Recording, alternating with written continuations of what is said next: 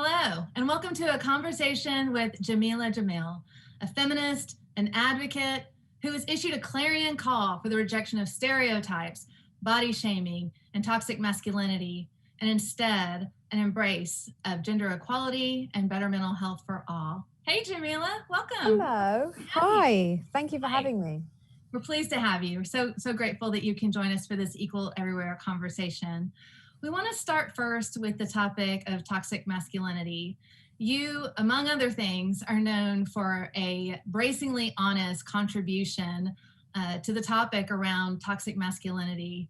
Why is that topic important to you? And can you explain who that hurts and how? I think it can be a mistake when feminism sometimes pours over into misandry and we willfully ignore the impact that patriarchy can have on men and how much it harms them and the impact that then has on other genders. If we were to help men be able to express their feelings and not feel as though they need to live up to all of these pressures and expectations, and we provided them with vocabulary and outlet and less shame around stumbling or faltering or feeling whatsoever, I think that they would have less to take out on other genders. And I do think that a lot of what we see within patriarchy and within misogyny is a deep fear of femininity and the strength of femininity. And I think that if we could help kind of find a salve for that insecurity, then men would be less likely to get in the way, in particular, of women. If we're going to just talk on a more binary level for a moment, I think that has kind of been a notable oppression there. And so I'm very interested in calling men into my form of feminism. And I'm very sympathetic to what I would be like if I grew up with all of the messaging that men have, if I was watching pornography as my example for what sex is, if I was hearing the music lyrics and seeing the media and listening to the things that older generations of men have passed down to me, you know, I still have my own internalized misogyny that I'm constantly extracting from myself. And so we have to remember that while we cannot allow people to call themselves blameless, we are all products of our environment. And what we need to do is change the environment for the men who are growing up in this world or who are currently existing. Jameela, I appreciate that point about calling people in. It's the entire point of the Equal Everywhere campaign, is bringing people in, showing them the benefits of gender equality and the harm that gender inequality has done. And I have a related question about that. Another area where you have emerged as an important advocate is the area of stereotypes and the harmful norms that girls and women everywhere are bombarded with on social media and beyond. What are things that members of our audience can do right now, today, to counter that? Who's responsible and what can they do? Patriarchy is responsible, and we have to look at this as a full-time job of unlearning and learning. And so the first thing you can do is be very mindful of what you are looking at. So whether that's in your magazines, if that's on social media, if that's on the television, do not purposefully watch or engage in or look at things that are going to make you feel bad about yourself, things that are going to distract you and take your eye off the ball. You know, I often talk about the fact that I feel that women in particular are given extra homework that men are not given. You know, we are given this extra set of rules that we are supposed to adhere to, and we are supposed to wake up an hour earlier than men so that we can look presentable, and we are supposed to spend more time thinking about our appearance and achieving this perfect, ageless, ever, you know, thin and yet still curvaceous at the same time, just in the right places where men want to see curves. It's exhausting.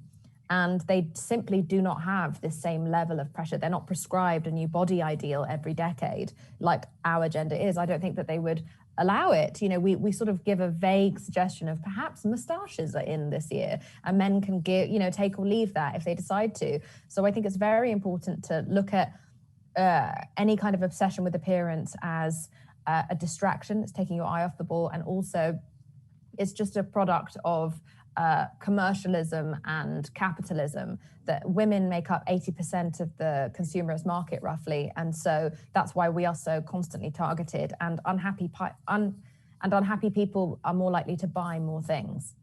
And I think that that's a direct correlation that we see. You know, if you are encouraged to go out to buy something that will fix what you have been convinced is broken. And so I think when you realize the conspiracy of it all, and it very much so is a conspiracy against our gender, I believe, then I think you find it easier to find the joy in resistance.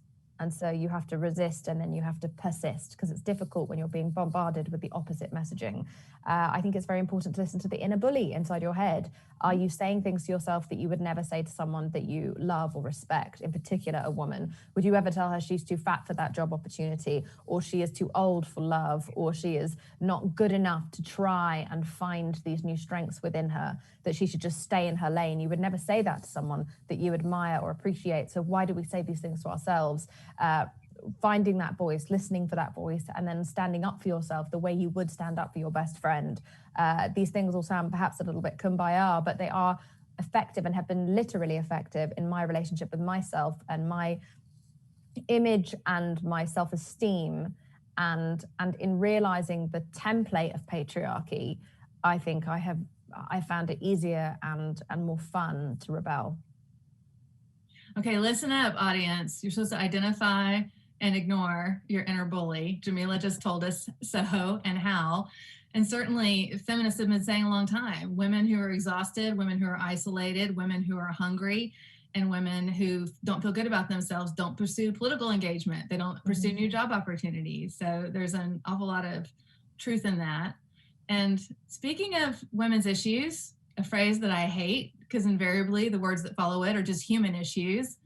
Another that you have been bringing attention to is the fact that women are not safe. They're not safe at work, they're not safe at home. And in the age of the pandemic, this has been called a shadow pandemic. And I'm wondering what your thoughts on ending violence against girls and women, and what we have to do, and how these topics are all related. I think a large portion is the way that we treat victims, is the way in which we often doubt women who come forward speaking on abuse. We have an internalized misogyny. I think all genders can carry this towards women in particular. We have a deep mistrust of women, and we often accuse them of being hysterical or being liars or hyperbolizing. And I think that that's really dangerous, and it stops a lot of people from speaking out in the first place. So I think if we were to create a world that was more welcoming to victims and to those who have the courage to speak out, I think that would be really important. I would wish for, in an ideal world, and I know this is difficult to do, but for those who have experienced domestic violence, for them to speak out. You know, I think Rachel Evan Wood speaking out about the abuse that she alleges she experienced with Marilyn Manson, or the same thing with FKA Twigs and Shia LaBeouf. It's extremely helpful for these women with high profiles to take that incredibly brave step to hypernormalize the language around domestic violence. And then also, as I said before,